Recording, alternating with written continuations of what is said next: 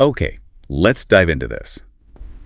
Welcome back to the deep dive. Great to be here. Today we're on a pretty focused mission, really zeroing in on a set of texts. We've got Psalms, Gospels, epistles that all seem to connect on this powerful triangle: divine forgiveness, physical restoration, and just the absolute weight of spiritual testimony. The material we're looking at is drawn heavily from texts set for January 9th. And it's a remarkable collection of sources, really, because it forces you to look beyond these simple categories we sometimes create. Right. This deep dive, it shows us that divine action isn't fragmented. I mean, the sources link total restoration. You've got spiritual cleansing, what the text calls forgiveness of iniquity. Iniquity what? And then physical healing from diseases. And it's all under one unified, comprehensive power. They're really presented as two sides of the same coin of wholeness. Exactly. And we're not just dealing with abstract ideas here. We move so quickly into powerful, tangible actions. Oh, immediately. I mean, think about a compassionate touch that instantly dissolves a social barrier, restoring dignity. And then right alongside that, you get these serious, definitive assertions about who holds the ultimate, undeniable truth. So to really understand that total restoration, I think we have to start with the foundational promise, the one that sort of sets the framework for everything else. Okay, where do we find that? It comes right at the beginning of our source material in Psalm 103, specifically verse 3. You could almost call it the thesis statement for everything that follows. That verse is incredibly succinct, but so powerful. What makes it the definitive starting point for you? It's the pairing of the concepts. It's so deliberate. The text says, He forgives all your iniquity, He heals all your diseases. Okay. And that word iniquity, it doesn't just mean, a simple mistake. It's often pointing to a root brokenness, a moral debt, or this deep twisting distortion that sin causes. So we're not talking about just a surface fix. This is addressing a fundamental fracture in a person. Precisely. And by placing the forgiveness of that fundamental fracture right alongside the healing of all physical diseases, the psalmist establishes that divine mercy is, it's comprehensive. It addresses the whole person, the internal spiritual condition and the external physical reality. So when we get to the gospel stories later on about physical healing, they're always operating within this framework that was laid out centuries earlier.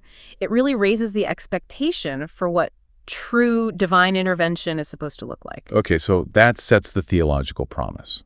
Now let's see how that plays out. If the psalm gives us the what, let's move to the how in the Gospels with the famous leper encounter. That's in Luke 5. Verses 12 to 16. This is such a moment of intense social tension and even greater faith. And it's critical to grasp the context here. I mean, in that era, leprosy wasn't just a skin disease. It was a devastating social death sentence. Total exclusion. Total. To be full of leprosy meant you lived in constant shame, constant isolation. You were legally, ritually, and socially unclean and outcast. And yet, this man, carrying this immense weight, he doesn't hide. When he sees Jesus, the source says he approaches with this radical posture. He fell prostrate. He completely surrendered himself physically and spiritually. And his plea is so powerful because it's so simple, and it shows absolute trust. He doesn't say, hey, can you please try to cure me? He says, Lord, if you wish, you can make me clean. So there's zero doubt in his mind about Jesus' power. The only question mark is about his willingness to engage with someone so marginalized. Exactly. And Jesus' response is just as radical. He doesn't just give a verbal command, I do will it, be made clean. No. The reflection we have notes the profound physical action that came with the word. And that detail, that Jesus stretched out his hand and touched him, that is maybe the most revolutionary part of the whole story. It touched itself. Yes. By touching a leper, Jesus didn't just start the healing process. He instantly dismantled the entire structure of ritual isolation. He restored the man's human dignity on the spot. That touch affirmed the man's worth before the healing was even complete, though the text adds the leprosy left him immediately. So he's made clean physically and made whole socially all at once. All at once. But this is where the tension gets, it gets complex. If the man is instantly divinely clean, why does Jesus give this strange two-part instruction right afterward? Right. He commands silence, do not tell anyone. But then he also commands him to follow the law. Go, show yourself to the priest, and offer for your cleansing what Moses prescribed. That will be proof for them. It seems completely contradictory, doesn't it? The divine miracle is instantaneous, but the human process, the legal protocol, That still has to be honored. But hold on, if the miracle itself is proof enough, why command silence? Doesn't that sort of undermine the goal of getting proof for them? If the priests don't hear about where the miracle came from, how are they supposed to process it? It creates this fascinating balance. I think the silence command might have been to manage the crowds, to avoid turning a spiritual mission into some kind of political uprising. Okay, that makes sense. But the command to go complete the ritual served two very clear purposes. First, for the healed man, it was the only way to get officially readmitted to society. He couldn't just walk back into his village. He needed the paperwork, so to speak. The official all clear. Exactly. And second, for the priests, the proof wasn't to prove the man was cured. They could see that with their own eyes. It was to force the religious establishment to confront a miracle performed by Jesus using their own required system of validation. It put the undeniable evidence right in their laps within their own legal framework. So the miracle proves the power, but the ritual validates his social reentry and forces the authorities to acknowledge what happened on their own terms. Precisely. It forces an acknowledgement, and what's so striking is the immediate consequence. The report about Jesus spread all the more, even with the secrecy command. Huge crowds gathered to listen and be cured. And what did Jesus do with all this explosive fame? He subsequently withdrew to deserted places to pray. He modeled this balance between intense public service and necessary private solitude. That balance, this dynamic public life that's rooted in deep private solitude, that's a great transition. If the leper's story is about the action and trust needed for restoration, our next source, 1 John 5, it moves us to the core foundation of that belief. Yeah, now we're shifting from a narrative to a really profound theological assertion. This letter gets right to the point, doesn't it? It asks, what is the truth holding all this together? It starts by defining victory.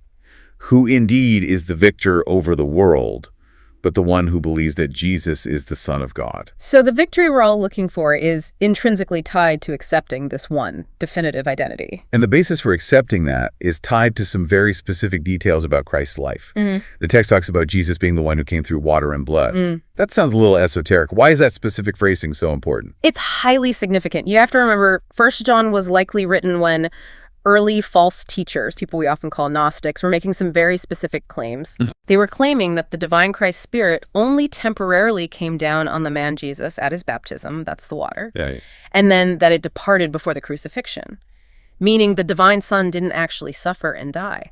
So by insisting, he came not only by water, but also by blood, and not by water alone, the text is making a stand. It's declaring the absolute reality of his complete physical life, his suffering, and his death. Exactly. It's an ancient assertion that Jesus was wholly human and wholly divine throughout his entire ministry.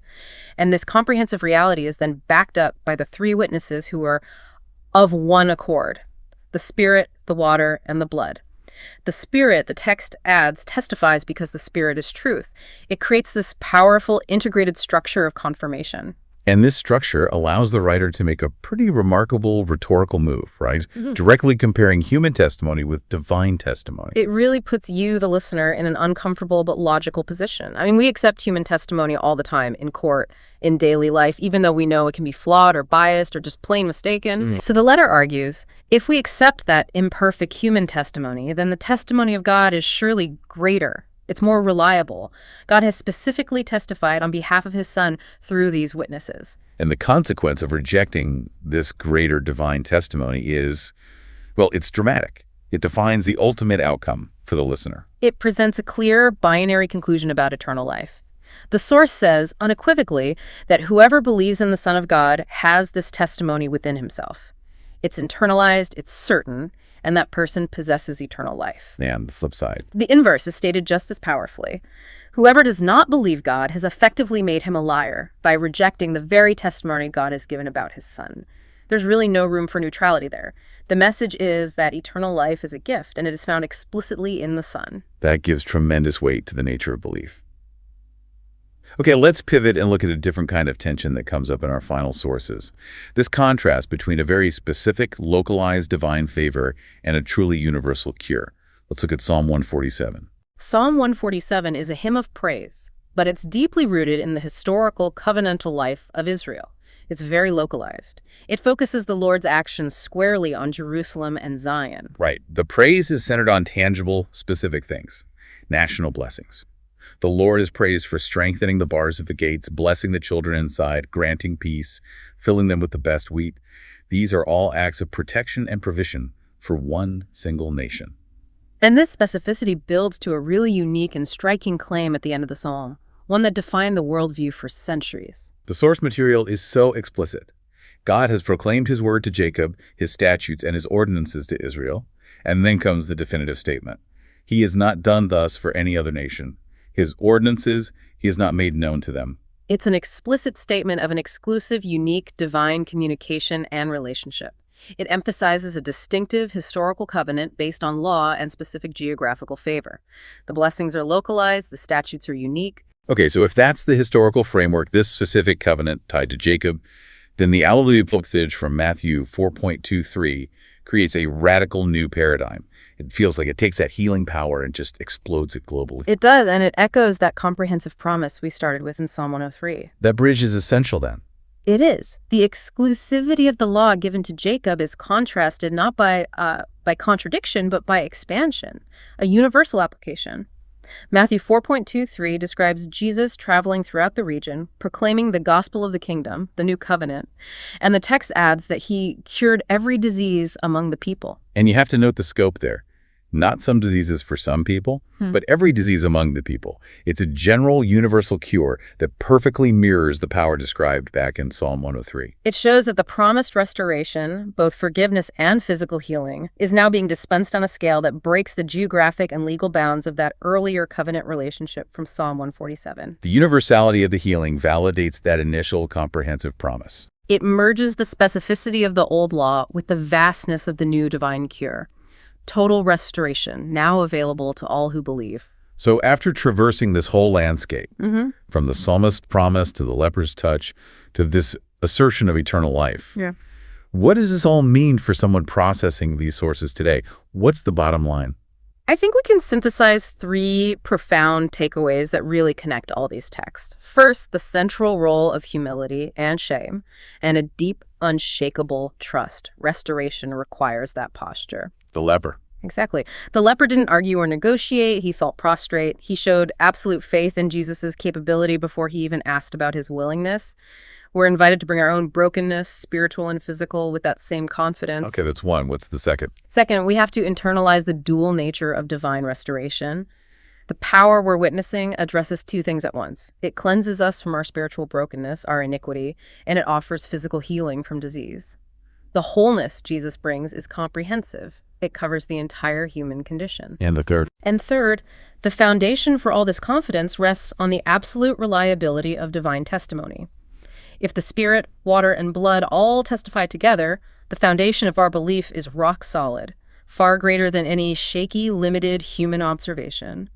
And that provides the certainty that allows us to approach life and even death with the confidence of eternal life. Ultimately, then, the source material seems to drive us back to action. The invitation is to approach Jesus honestly, confident that his compassionate touch and absolute power make us clean and whole. It's a challenge to move from just intellectual agreement to an active, humble application of that trust in your own life. Which leads us to a final thought for you to carry forward. We spent a lot of time on the leper, and specifically Jesus' instruction to him. He received an immediate physical cure, instantaneous divine action, yet he was still required to follow the specific ritual proof prescribed by Moses for cleansing and readmission into society. Think about that tension, the tension between instantaneous divine power and the necessity of a human ritual or an established process. Why was that process, the proof, so important? Not just for the priests who needed to confirm the miracle, but what about for the healed man himself? He needed a pathway back into community.